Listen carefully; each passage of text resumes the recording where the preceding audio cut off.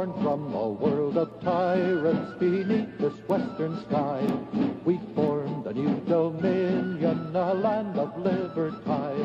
The world shall own, we're masters here, then hasten on the day. Huzzah, huzzah, huzzah, huzzah for free America.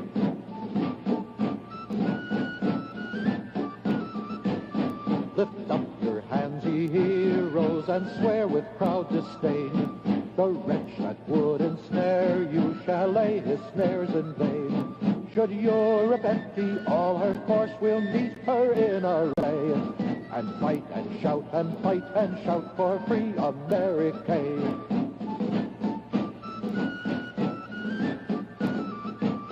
God bless this maiden climate, and through her vast domain may hosts of heroes cluster who scorn to wear a chain. Then guard your rights, Americans, nor stoop to lawless sway. Oppose, oppose, oppose, oppose for North America.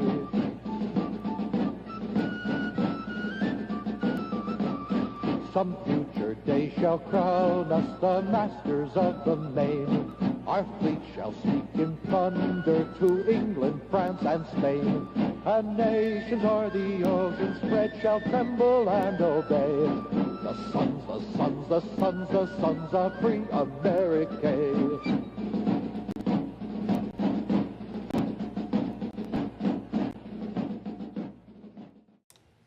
All righty, there you have it. We're on to the American Revolution. Good morning, everyone. It's Tuesday morning. I know you're looking at me like I'm insane. That's okay. You can look at me that way anyway. It is Tuesday morning. We're doing a time warp, and this is Kathy Palmer coming to you from Channel 15, WCPC Westfield Community Programming, from the back of the Westfield Vocational Tech Academy. At least, Peter, I'm gotten over saying trade school. Yes. It's taken me a million years, but I can say it.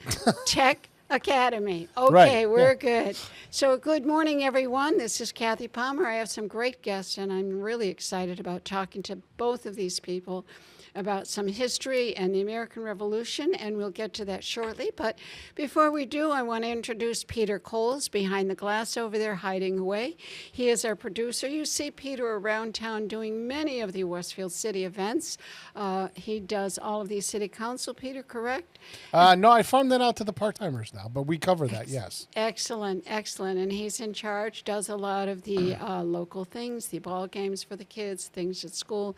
So you'll see Peter around. He's a very busy kind of guy, and we owe him a big hand Just doing clap. my job. Just doing your job. And what are our new call letters? We have a new radio station. WSFD. WSFD. Mm-hmm. I got to take this call. And where is it on the... 107.5. Okay, so if you want to hear us on there, that's where you're going to go. If you want to see this program later, send it to all your family because it's a fabulous, wonderful program, and you just can't wait to share it with everybody in Westfield.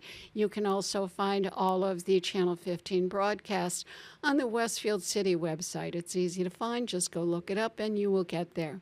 So before we get started, a couple things coming up in Westfield shortly that I want to remind you of. This Thursday at the Westfield Women's Club, they have an open house and invite you all to come in between 4 and 6 o'clock. Even if you are now interested in joining the Women's Club, obviously because it is a women's club, but if you just want to come in and see what the building looks like and what they've done, they're doing a lot of work in the building. Thank you in part to community preservation funding and some other fundraisers that they've done. They're working hard. So just come on down, take a walk inside, look around, ask some questions. And that's this Thursday, excuse me. Then Saturday, they have another program called Humor and Harmony, and that is at 7 o'clock, and it's a local comedian and some music going on. Tickets can be bought at the door, but if you buy them ahead of time, they are $20. If you buy them at the door, that's $25. And then, of course, here we go with a shameless plug, but I'm not that ashamed. Legend of Sleepy Hollow is coming up in October. It starts on the 18th, which is a Saturday, not our usual Friday. It's a little bit of a change for us because of other things going on in the building. So we will be there on Sunday afternoon, and the following week we will be there on our usual schedule, Friday matinee on Saturday, and then Saturday night. The other thing coming up you want to keep looking at, follow Facebook, social media, and the newspaper, and that will be the Pumpkin Fest, which is always a really big family pleaser in the city of Westfield. So having said that, and following the legend of Sleepy Hollow, watch what I do here, folks. Watch what I do. I have a segue. The legend of Sleepy Hollow, everyone knows that story. And we have the Headless Horseman. Supposedly, Sam, I'll bet you know who the Headless Horseman is.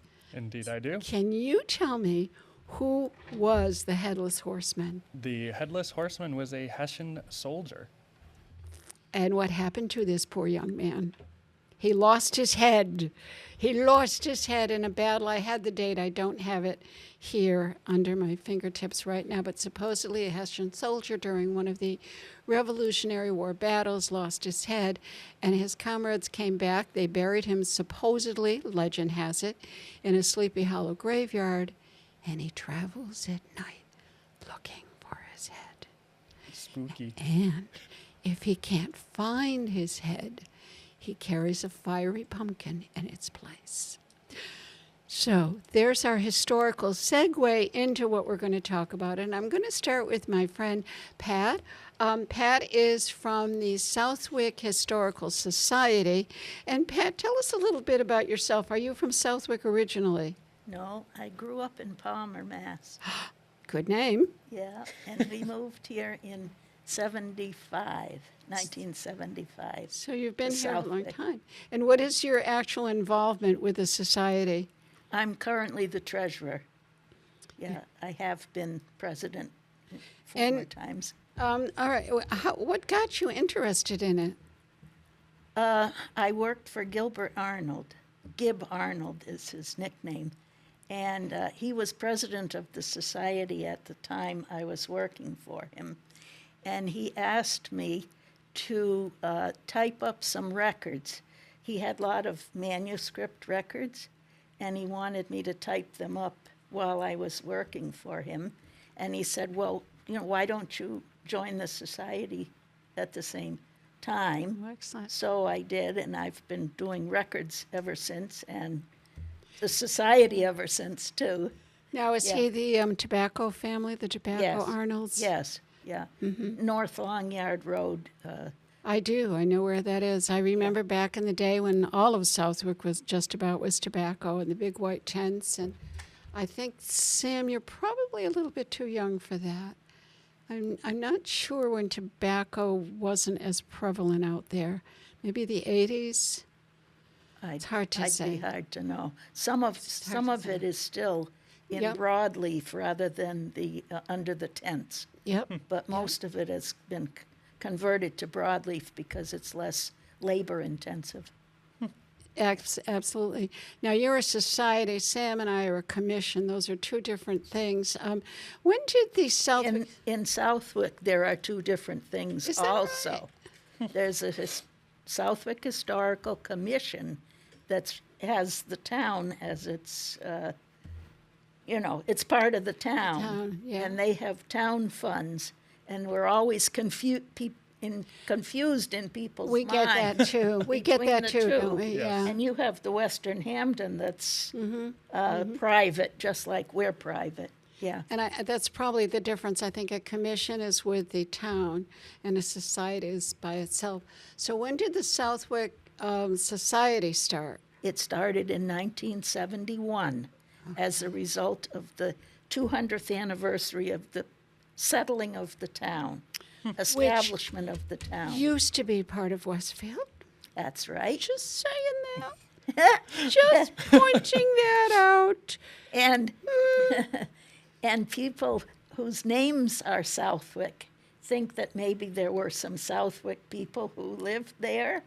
'Tis not so. It's the South Village of Westfield. That's where the Wick comes from. Wick is Now- village in And I remember, England. though, when you had your anniversary a while ago, during COVID, was it shortly after COVID, that Southwick had their anniversary? Shortly after. Yeah. It was like a year or two after ours.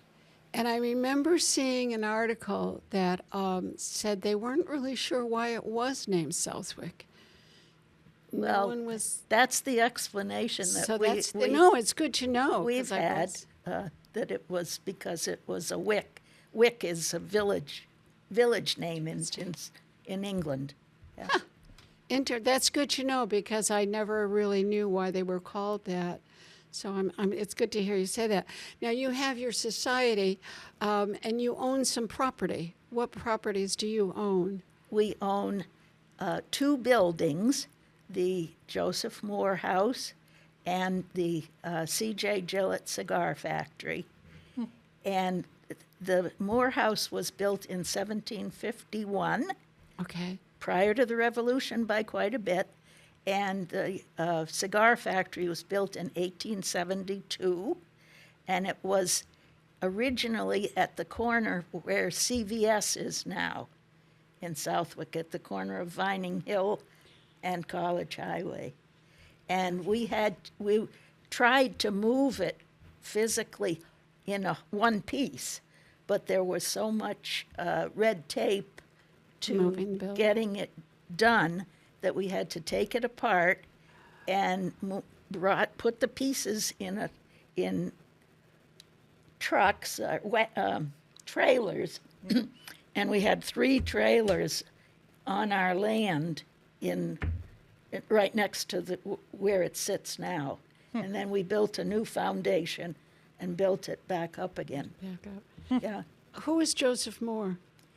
He was he was a farmer, well-to-do farmer, and he was born in Simsbury, and he lived right near the Newgate Prison. I know you're familiar with that, Sam. Very. Sam does reenactments down there too. Yep. And he moved. He had several children, and all of them were recorded born in Connecticut, even though he was living in the Moore House, because the Moore House, for 30 years, that whole jog area was part of Connecticut.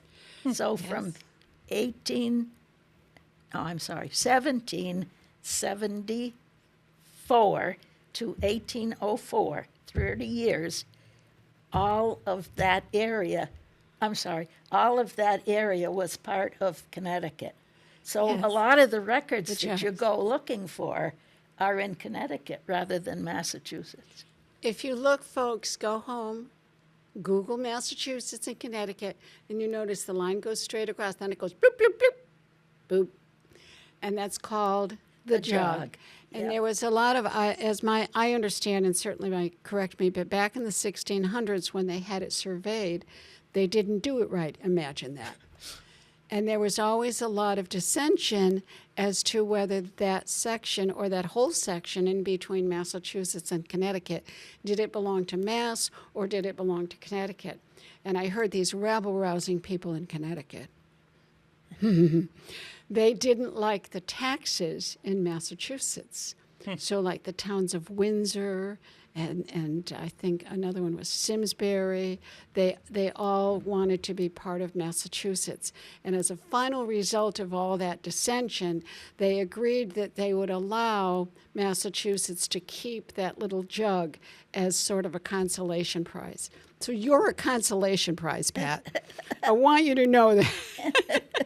You're a consolation prize. And the reason that Massachusetts fought so hard to keep that area was because of the Congamon Lakes. They that makes wanted sense. the outlet, which is Great Brook, because they had mills on the brook, Absolutely. and they wanted to have control of the water. And even now, there is only a little bit of area on the whole lakes that's controlled by Connecticut. All the rest is controlled by Massachusetts. I happen to have friends that live on that Simsbury side. Live in there. They don't live in Simsbury, but that's where it can. Is there a significance to the Gillett cigar factory, or is it just an old building that you wanted to purchase? Is there any real, did he do anything? C.J. Gillett was one of several cigar manufacturers. He grew the tobacco in town, and then he hired people. He built the building there, and he hired women to roll the tobacco. They would deliver it in the basement of the building, and then they had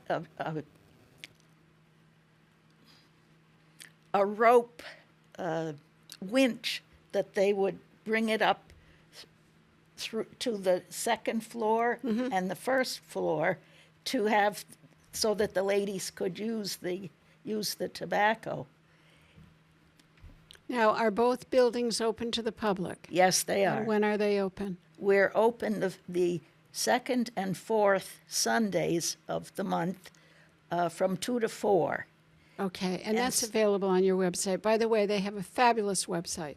If you go to their website, you really have a well-run website. Thank you very much for that. Thank you. Thank you. Now, you have several events coming up. Can you tell us what, and you can hold that up. I don't know how well that the camera is right where the red light is, and they might be able to see some of it. Yeah, they can see the picture. So what do you have coming up? This is Dennis Picard talking about dragoons, musketeers, and prisoners. And he's talking about the Hessian people who were involved with the Revolutionary War. And some of them settled here. That's what I think he's going to tell us about. And Dennis Picard is known to most people as He is. the inimitable Dennis. And it's on this coming Thursday, not day after, not this Thursday, next Next Thursday. week, the date is the 25th. 25th. Yeah, and it's at the Meeting House Hall, which is the old, used to be the Methodist Church. It's behind the Methodist Church, 222 College Highway Okay. in Oh, Southwick. okay. And it starts at 6, and we have, everybody gets to have a pie Ooh. Woohoo. as for dessert, instead of having dinners like we used to have the whole dinner, but now we just have the I pie. would do it for me. And that's open to the public? Open to the public, yes, Excellent. and there's no cost. Okay, Sam, cost. are you available? Thursday night, yes. There you go. Yep. I Here will you never say no to pie. You won't say no to anything Especially- revolutionary either. Well, yes, you combine this is- historical things with pie, and we're I will good. never say no to it. Well, we'll welcome you. We'll welcome you. This is our program, and we have been changing some of the times that we're open because we have special events. So check and make sure that we're open at the times that we say we're going to be open. And they have an event almost every month. Right. We have We can't get Where's one. ours? I know. That's what I said when I looked at her list. Where's We- ours? we have in January Bob Brown, local Dr. Bob Brown. Yep, I've had him on. who's going to talk about General Knox and the Knox Trail because it happened 250 years ago. And then in March, Bob Madison is going to talk about Lieutenant Richard Falley. He's a Revolutionary soldier and armorer. From my neck of the woods. Right. And those three, really, the Hessian one from Dennis, are all connected with the 250th. And then on the 4th of October, which is a Saturday, we have the Yeah, we'll be talking about that in a Tri-Time. second. All right, so I shouldn't go to that Oh, yet. you can if you want to. Well, I wanted to tell you that we have an old cemetery tour each year. Excellent.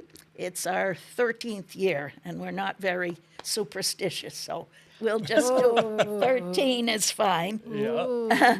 It's from 1 to 4, And you have to make reservations, and the phone number is in the book, and it's also on the website. Good. And I'm sure there will be publicity about that.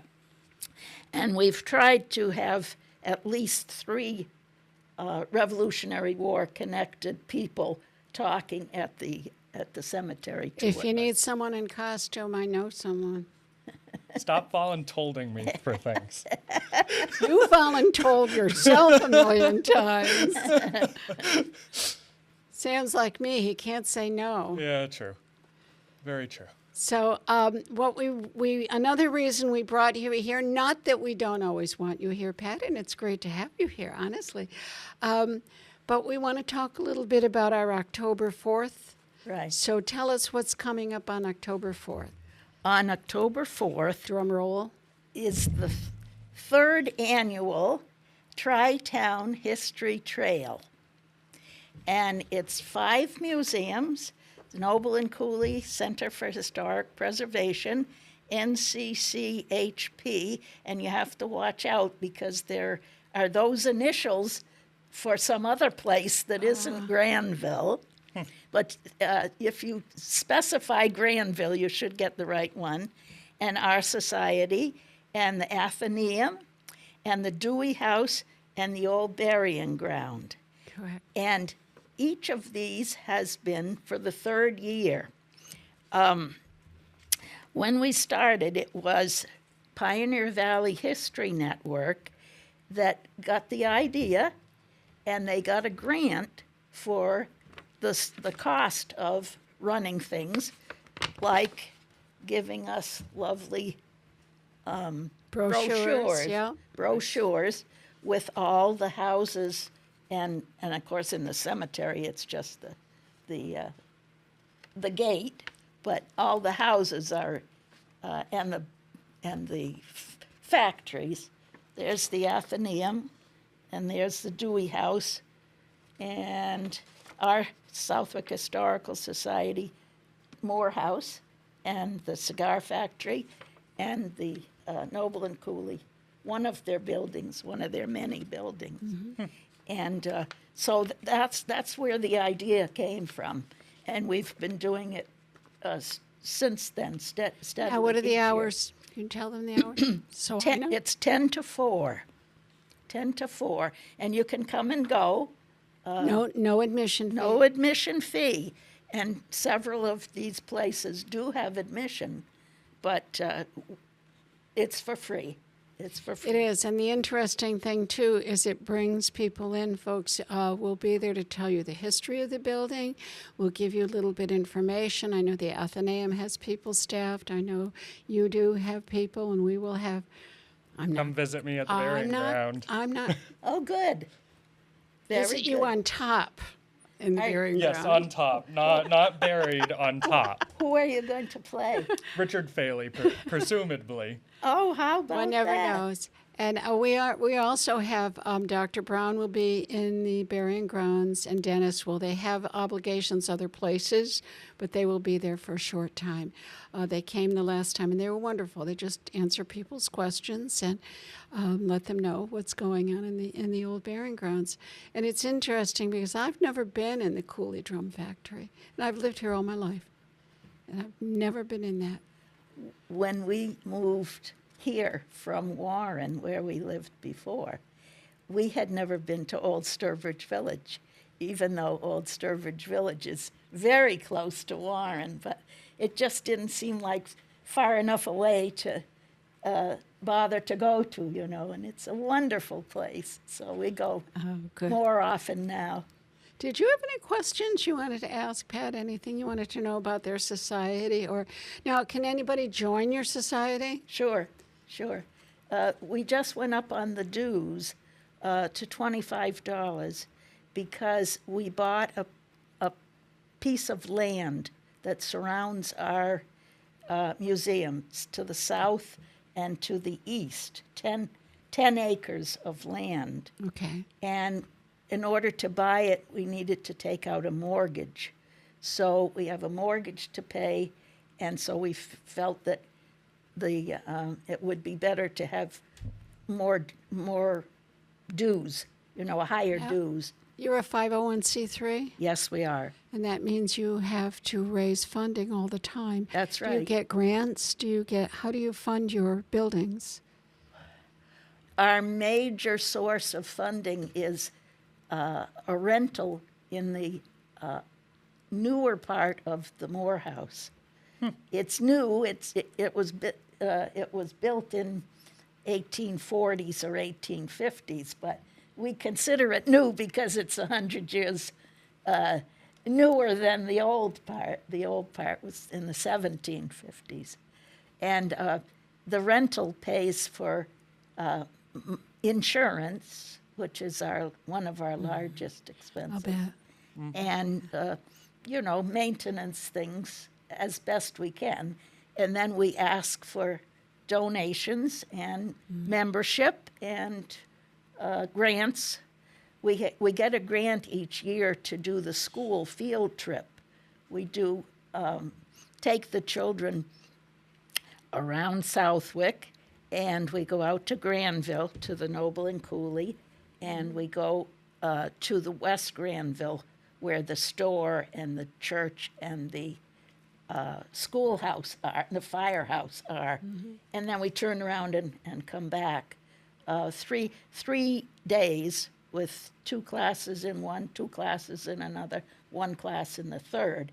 And we always get a grant from the Shirtlift Children's Fund in Westfield. So Yep, the Shirtlift Nation, that fund is still going, and it still benefits a lot of the school activities for the children. Yeah. Excellent. Any questions? No questions? that I Nothing can you think need to of. know?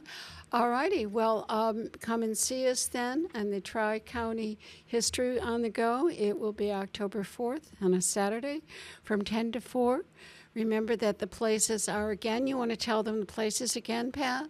Noble and Cooley Center for Historic Preservation, the Southwick Historical Society, Westfield Athenaeum, the Dewey House, the Old Burying Ground, and all the addresses are on the form, and these will be available at any of the places, but most people pick them up at the Athenaeum.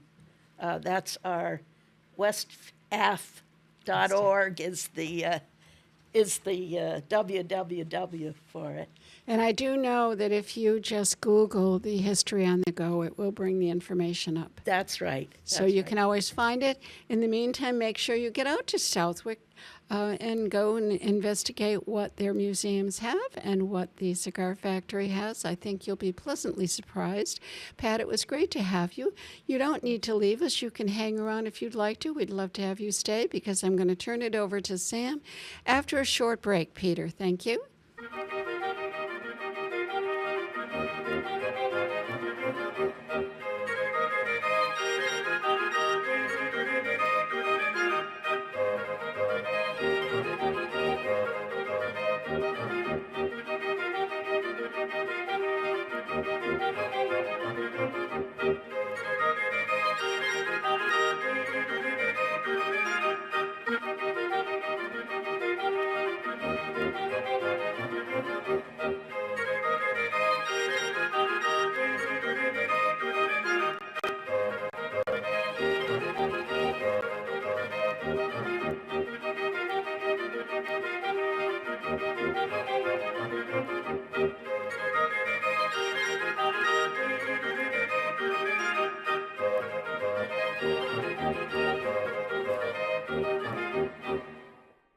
Support for community radio on WSKB is provided by Betts Plumbing and Heating Supply Company, an independent, family-owned wholesaler serving Westfield for over 50 years, specializing in plumbing, heating, and industrial piping supplies. On the web at bettsplumbing.com or at 14 Coleman Avenue in Westfield. Hi, this is Harry Rock, host of Rock on Westfield every 4th Wednesday at 8 a.m. Tune in for my view of this place I call home. Community Radio. 89.5 WSKB. Live from Studio 120 at Westfield Technical Academy, this is WCPC Channel 15 at 89.5 FM, WSKB Westfield. It's this little... Okay, whoopsie, sorry, we got a little sidetracked discussing nothing other than our next topic. And so I'm going to turn this over to my best friend in the world and one of my favorite guests that I always love to have, somebody that can talk more than I can, which is a feat. An absolute feat. When I was a little girl, my aunt said, Kathy will never hurt you, but she might talk you to death. So Sam McMunn is a well-known reenactor around the, not just the western Massachusetts area, but you go all the way up into Ticonderoga. Yep. Sam, tell us briefly some of the places that you do your colonial reenactments, just off the top of your head. So Ticonderoga is one of them, Fort Ticonderoga. I'm involved with them up there as a volunteer. I'm also involved with the Knox's Artillery Company, which travels all over. The company is based out of Tewksbury, Mass. However, the members are from all over the place. And then lastly and finally, I'm involved with the 6th Middlesex Regiment, which is based out of Concord, Massachusetts. And when you do these reenactments, it's very serious stuff, Pat. Yes. You sleep there, you eat there, and Yes. you march no matter what the weather is. Yep. What is exactly. the coldest you've ever had to sleep and march in? The coldest was my experience up at Fort Ticonderoga in February of last year. It was a balmy 28 degrees with a negative 10 with a negative 10 40 mile per hour wind chill. That was absolutely lovely because I was stuck outside cutting firewood the entire day. Now you know what Valley Forge felt like. Exactly. Yes. Thank Exactly. you, Peter. You're right. You're right. Yes. And you always come in uniform. I'm disappointed. Not in uniform today. I'm disappointed. I was looking forward to whatever you had. It's always exciting. And you make your own uniforms. Yep. Now, Yep. how did you know how to do that? So that's something that I learned up during my time at Fort Ticonderoga. It's still something that I still do when I'm up there as well. So Do you have a favorite place that you like to do your reenactments? definitely Fort Ticonderoga. Is It's such an interesting space with such a wide variety of history and a large time span of history up there. So it's definitely something that I And love it's in the doing up there. Outlander books. Exactly, and it's in Outlander. No. Just so you know. That's how I know so much about Fort Ticonderoga. Yes, yes. Oh, well, although he's not up there, but that's okay. So we have you here for a special reason. As much as I'd like to ask more about your own background, you are here to talk about Richard Montgomery. Yes. So tell me, first of all, who is Richard Montgomery? Why should we even know about him? So Richard Montgomery is a very important person during the American Revolution. Richard Montgomery was originally born in Dublin, Ireland in 1738. And he joined the Royal Military Academy in Woolwich, and he joined the British Army in 1756 at the age of 18 and saw service during the French and Indian War. Surprisingly, his service during the French and Indian War, which he saw, was mostly at Fort Ticonderoga as well as Fort William Henry up in Lake George and the Ticonderoga area. He was very familiar with the area when coming back to the United States. He very quickly became very disillusioned with the British during their taxes to the Americans, and eventually he resigned his commission in 1772 and settled in New York and married into a very prominent family known as the Livingstons. When the American colonies took up arms in 1775, Montgomery cast his lot and tried his luck in joining with the revolutionaries, and he was appointed as brigadier general in the Continental Army and quickly gained the respect of the soldiers and politicians. He viewed British politics as increasingly unjust and saw American independence as both a morale and practical necessity. So. And he was, you wanted to talk a little bit about his campaign through Connecticut and New York. Yep. We know him because of Quebec. Yeah, mostly because of Quebec, and then, of Now, course, it's Montgomery, interesting. Mass. I is heard named you after say him. Quebec. Quebec. Yes, and I say it that way, but most people don't. Most people say Quebec. Quebec. Quebec. But if However, you're the French Canadians If you're a pronounce it Quebec. Canadian, it is Quebec. Quebec. Yep. Interesting. So I think it's important that we discuss the reasons as to why the United States wanted to invade Canada. Originally, I heard they still do. well, yes. Yes, they still do, and that is something that Nick loves talking about. However, let's talk about the first invasion of Canada in 1775. So the Quebec province was part of the British Empire, and the Americans saw strategic and political reasons for the invasion of Quebec. Namely, the reasons being was to prevent a British rear assault. As we know, Quebec was the main rally point for the Northern Army of the British, namely because they had such a wide variety of areas that they could spread out to. However, the most influential and one of the reasons why they saw it so important to capture this is because they could get down into the St. Lawrence River and, more importantly, Lake Champlain and strike south into New York, and which would cause a huge division between the east and west sides of the Hudson River. There was also a large British stronghold in Quebec. It was a major military and administrative center, and capturing it could definitely deal a strong blow to British control in North America. The second reason why was, can we win French-Canadian support? No. However, exactly as you just pointed out, the French-speaking Canadians were comfortable with the British. They were. They had been there for a long time, and there was no dissent among them. They got along with them, and the British provided things to them. So it definitely put a large kink in their plans. I do think that the idea that they were mostly Catholic. Yes. And Yep. of course, as we know, particularly the New England, the northern states are very much Protestant states. And at Yep. that time, that was important. So the Catholics, we were not terribly thoughtful Yes. Catholics here. Although Yes. French Canadian too. But that, I think, wouldn't that have played a large part? Oh, absolutely. Absolutely, yes. Yeah, but they thought that basically the mindset was, well, we're under British control, so they're under British control, and they probably want out, so let's help them and get them out. However, when they arrive, they very quickly discover that the French Canadians are on the British side. And they were happy. And they were happy, and they didn't want to. And really, it created a very large divide and was really not a good outcome for the Americans.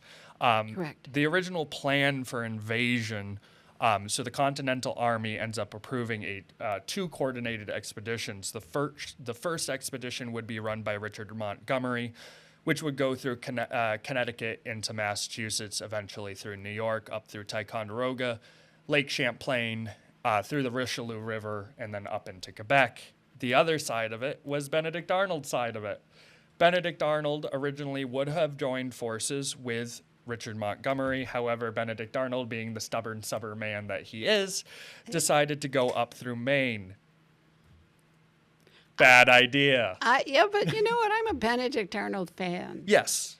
Benedict Arnold, albeit a very, very smart man, this was not a smart decision to go through Maine. And I believe Nick, the next time Nick is able to get on the show, he said that he would talk about that side of things. Very brief about Benedict Arnold's expedition.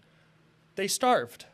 Oh. They absolutely starved, and unfortunately had to resort to eating the dogs and the horses that they had brought along on their expedition. Arnold was convinced that he could get up to Canada in a month. However, that turned into a very long span of time and didn't go exactly as planned, so they had only packed enough provisions for a month. Richard Montgomery, on the other hand, a very nice expedition. The only time that they ever faced hardships was during their row through Lake George. The plan was to have approximately 1,500 men with Richard Montgomery. One of those men actually being Aaron Burr.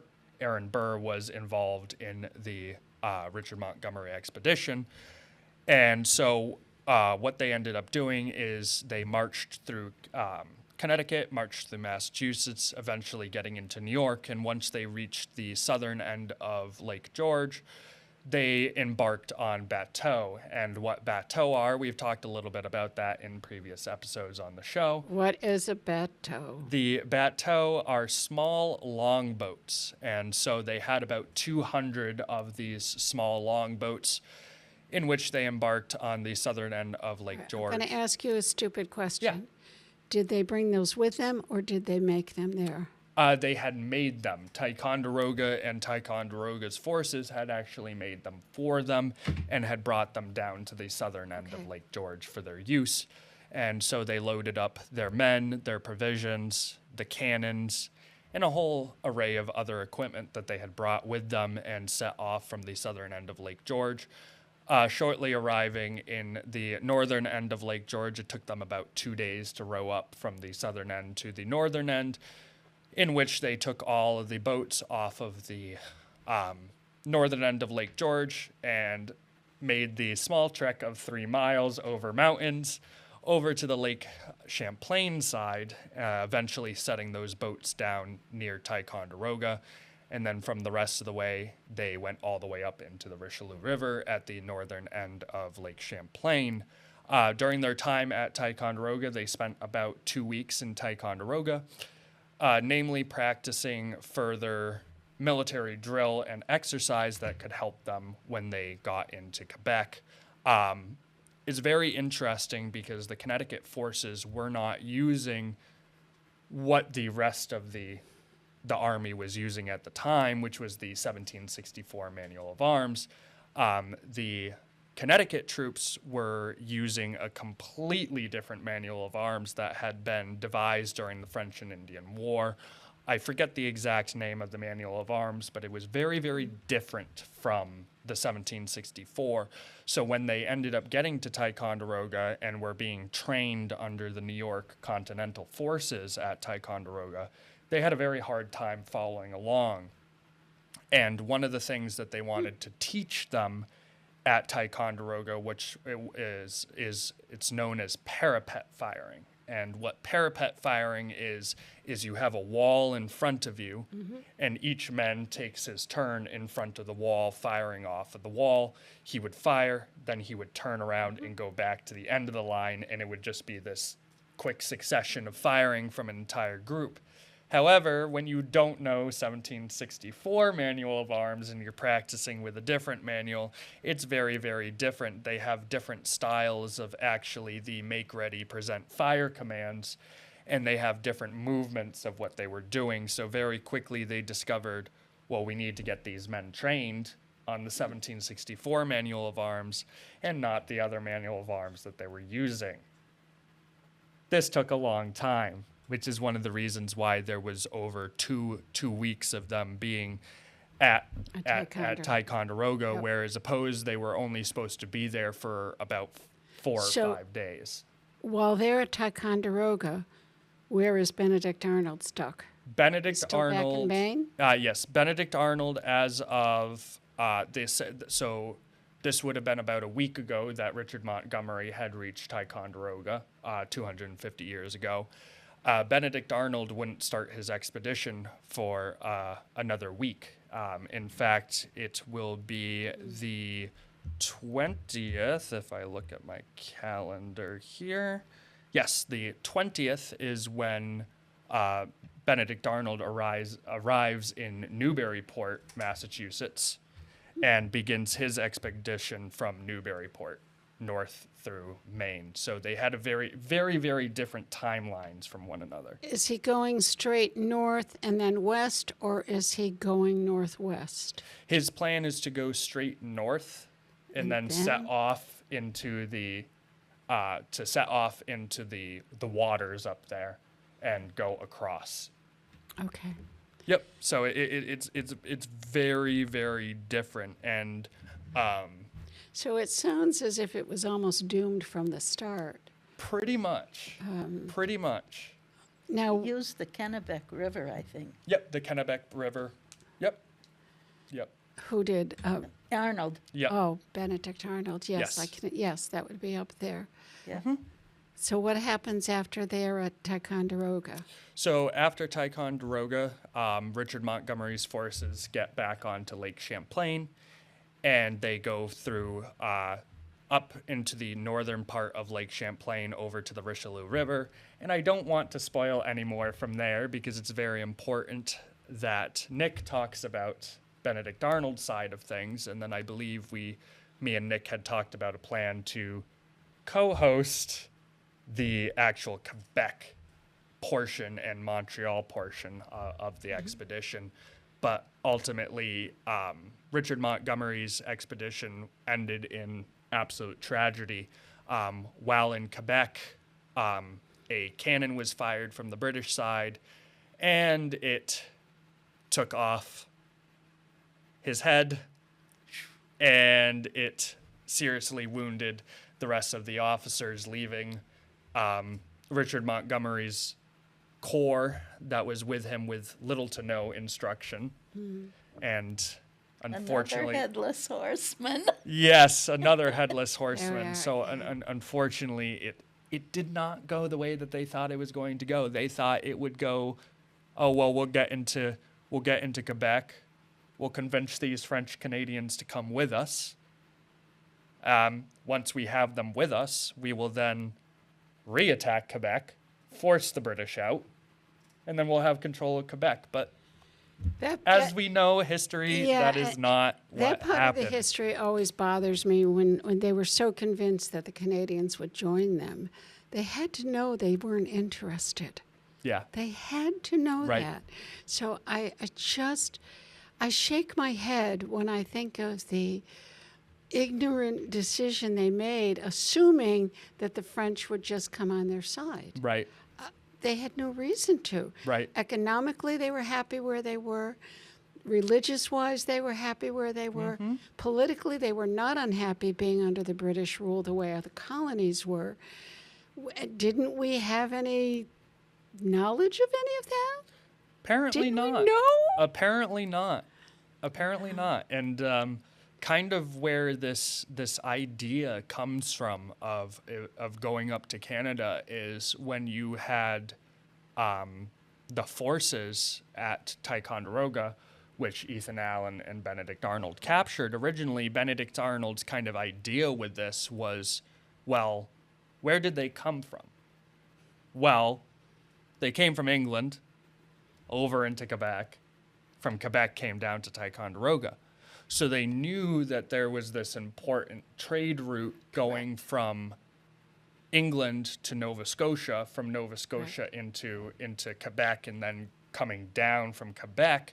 So they knew that there was this important trade route. So the idea was, let's cut off that trade route, but at the same time, we will liberate the Canadians, because they had this assumption that the Canadians were under siege, if you will, from the British, and they had this idea that the same thing that was going on in Boston was the same thing that was happening in Quebec and in Montreal. Correct. However, It wasn't. it's not what's going on. They were in there shaking hands with one another and celebrating and having parties. So, unfortunately, It did not work. It did not work, and the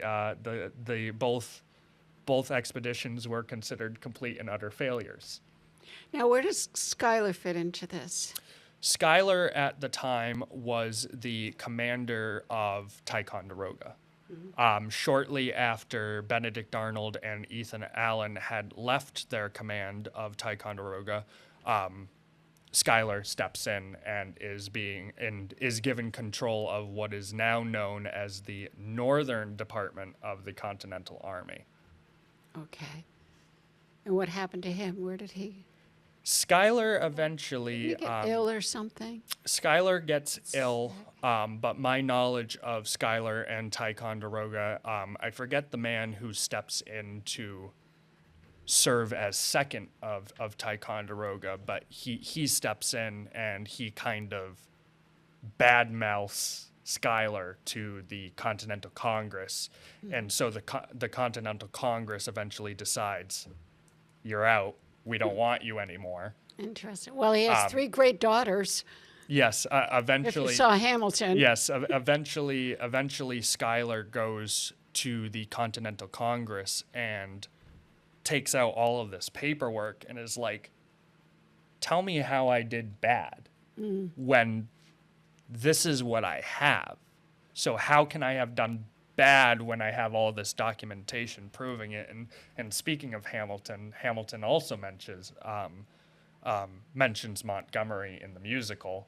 Does he? During the song Right Hand Man, when Aaron Burr enters the office of General Washington, he talks about how he was serving under General Montgomery, and Montgomery had caught a bullet in the neck in Quebec.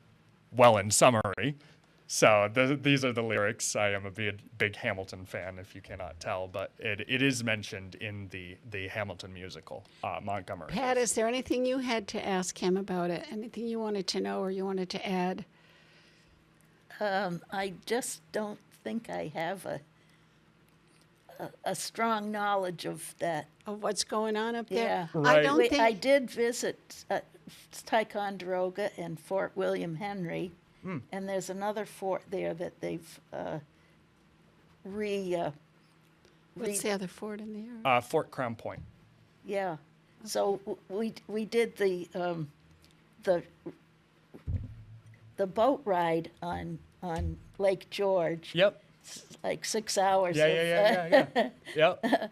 It's very interesting spot, and Ticonderoga has such a wonderful view Yes. of the river. It's one of the reasons why they chose that spot specifically is because of how far the Ticonderoga Peninsula sticks out, and it's on this hill and has a commanding view of both sides of basically what I would describe as a river portion of Champlain. It's very narrow through S-curves through the Ticonderoga area. Strategic Yes. spot. Yep. Yeah. The Ticonderoga actually in the native tongue means the land between two waters. So they had thought that because it's perfectly situated between Lake Champlain and Lake George that they would have a good commanding area. This was the French back during the French and Indian War. It was originally known as Fort Carillon by the French, and it was built by Fort Carillon.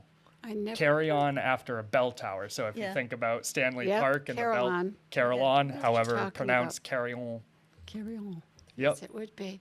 I'd never heard that. We do have a local connection. Do you want to tell us about the local connection with Richard Montgomery that we have no idea why? So Montgomery, Massachusetts is actually named after General Richard Montgomery, which is quite strange to think about considering that he lived his life in New York. So if anyone from Montgomery, Massachusetts wants to give us the who, what, when, where, why, how, that would be great. But I would love to know. I don't have any, Pat, any thoughts on that? Any idea why? No, not. I'm wondering if someone from Montgomery Was there? had served in Montgomery's campaign or was a second in command to Montgomery and had served and wanted to honor him. But that would be my That might my be a best good guess. idea. That's a possibility. But I don't know where we would find that information out unless we went into that resource we had on the companies. Do you remember I sent that to you about Yes, the yes, companies yes, that yes. served? And there were a lot of local names in there. Mm-hmm. But it would be like a needle in a haystack Right. to find. I mean, we wouldn't know if they were from that area. And Montgomery was part of Westfield, too, at the time, wasn't it? Yes. That Yep. whole Russell, Montgomery, Southwick. Mm-hmm. So I don't know when Montgomery split off. Falley, he lived in Montgomery, Which was Westfield. but I wonder if it was Montgomery then or Westfield yet then.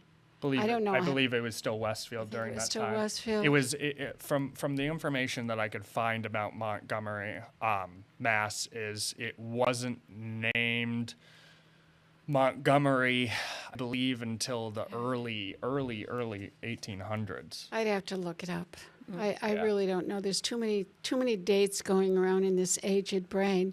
Pat, is there anything else that you wanted to share with us? Well, I do volunteer work for findagrave.com, and our local cemeteries. We have 2 cemeteries in Southwick, the old one and the new one. Yep. And during COVID, my husband and I were working in the cemeteries, and we took pictures and did some cleaning, and he took on to make,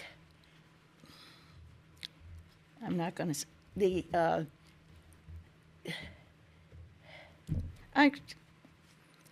coordinates for where the gravestones are. So if you go to the cemetery entrance and you put your camera on the QR code, Okay, we have a code. Good. it will bring you to find a grave, and you ask the person for the person's name, and it will direct you to exactly where the person is buried. Get on that, Sam. Tell them we need that. For those 2 We don't have a QR cemeteries. code. And he's working on the Agawam Veterans Cemetery to have the same thing with the coordinates. And what we wanted to tell people is that if you're using a cell phone,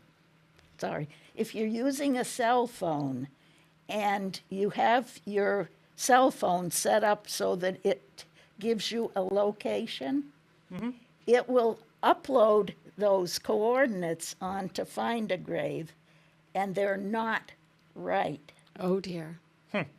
You have to do the coordinates in a different way so that they come out right. So he's gone all over the state, and any coordinates that are wrong, he goes and asks them to take them down, and that's just a good thing. Don't use your location thing on your cell phone. Good to know. Take just the picture without the cell phone. Good to know. Sam, location. anything you need to tell us? You have nothing. I don't believe you have nothing left. You just are editing it, I can see. Yeah. Okay. Yeah, for the most part. Well, I thank both of you for coming in. Thank you for joining us for our History in the Region. We'll be talking a lot more about the 250th anniversary of the American Revolution. We are in the process of working on events.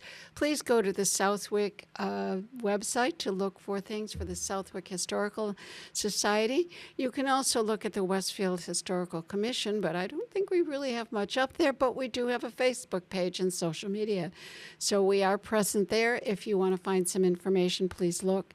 If you have any questions you want to know, please let us know. Our email is all available. You can always find us. So remember, there are things going on in Westfield. You've only got to look. Thank you, Peter. Thank you very much. Thank you, Pat. Thank you, Sam. We hope to see you again back here at WCPC. And have a happy Tuesday. Thanks.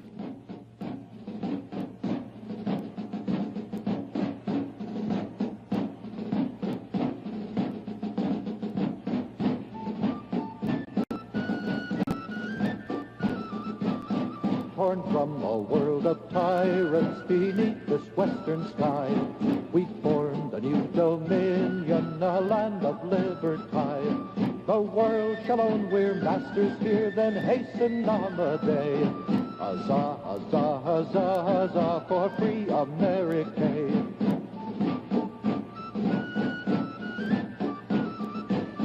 Lift up your hands, ye heroes, and swear with proud disdain. The wretch that would ensnare you shall lay his snares in vain. Should Europe empty all her force, we'll meet her in array, and fight and shout and fight and shout for free America.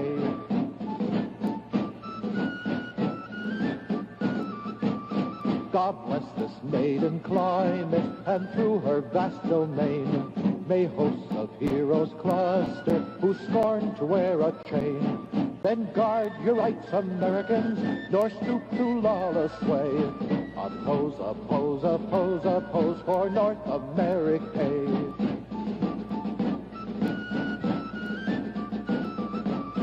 Some future day shall crown us the masters of the main.